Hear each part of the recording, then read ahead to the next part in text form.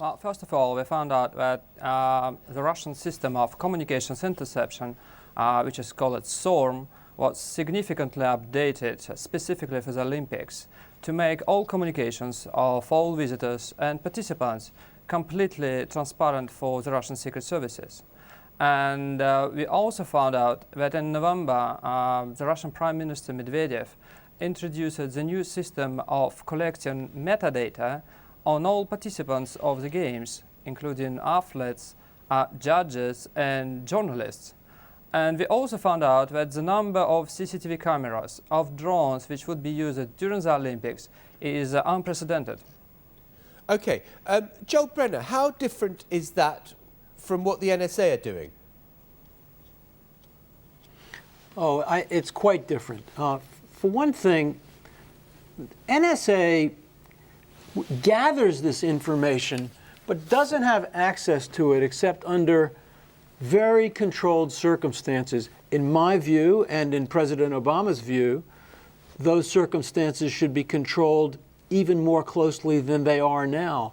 But they are, without any serious debate, very, very seriously controlled. I don't think we're seeing that in Sochi, anything like it. The Russians are going to, we're having Olympics in a place that puts a lot of our athletes at risk. I'm sorry that that's the case at all. But I wouldn't be expecting, given the dangers there, the Russians to behaving very differently. But it's not what NSA is doing. I mean, look, you have in London a surveillance system which has no parallel in the United States. One is photographed driving around in London, entering the underground station. We don't do that. And when we collect metadata, we make it hard for NSA to be able to look at it. Okay. That's an interesting point, Quinn. That I mean, I thought that what Russia are doing is saying, well, look, we're doing this very extensive security operation, but it's for a specific event. There is a specific danger we are trying to guard against. That is the security of all these international visitors who are coming. Is that okay? I actually think that this kind of like, there's an as above, so below problem here, which is that, take an example from the US side, which is in some ways very similar to what's being announced in Sochi, and there's not a lot of media about this, but you know, President Obama made a real point about we don't gather intelligence to suppress speech or dissidence or something like that. But if you look at Oakland, the city of Oakland, California, they're kind of making a little mini surveillance state, much the way that Sochi is kind of making a temporary autonomous surveillance state there.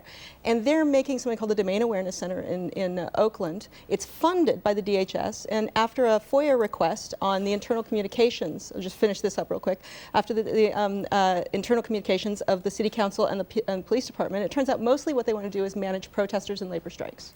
Gordon, I went to a conference where a former US Defense Secretary was there, and he said, former head of the CIA, sorry, and he said, you know what, I feel like I'm swimming in an ocean of hypocrisy about that which has been thrown at the NSA, given that, you know, we've just heard there what the Russians are trying to do in regards to Sochi. He said everyone is doing it, maybe the Americans just got better at it. I think there's a few points here. One is that it is true that if you look at which countries are most aggressive, if you like, at curtailing internet freedom and at mass surveillance of their citizens, it's not the US. I mean, even if you look at China, you've got the Great Firewall, you've got other countries which do extensive monitoring of their citizens and their citizens' communications, authoritarian states particularly. I mean, so the idea that the US is the most aggressive is false. So why are we concentrating so much in the US? Firstly, because Edward Snowden has revealed so much about the US, but secondly, because the US is the biggest, it is the big player globally at technology. It has some of the most advanced technology.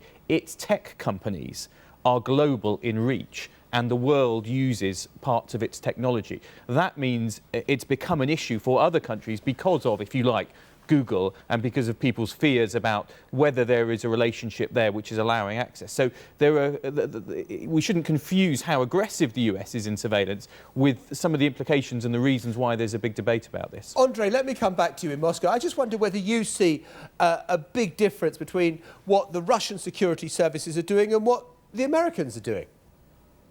Well, I think the biggest difference is that there is no public debate about surveillance and privacy in Russia. And when we broke our story in October about surveillance in Sochi, we got nothing from the public, and the reaction from the government, I think, was quite characteristic. The reaction was, yes, you would be spied on, but it's all for your security. And we should remember that after every terrorist attack in Russia, the public demands more tough measures from the government. And it's a usual practice for the public to accept these measures, and some of them are much more brutal in a way than surveillance, like punishment of relatives of terrorists. And in this situation, it's quite difficult to organize something and to raise these concerns.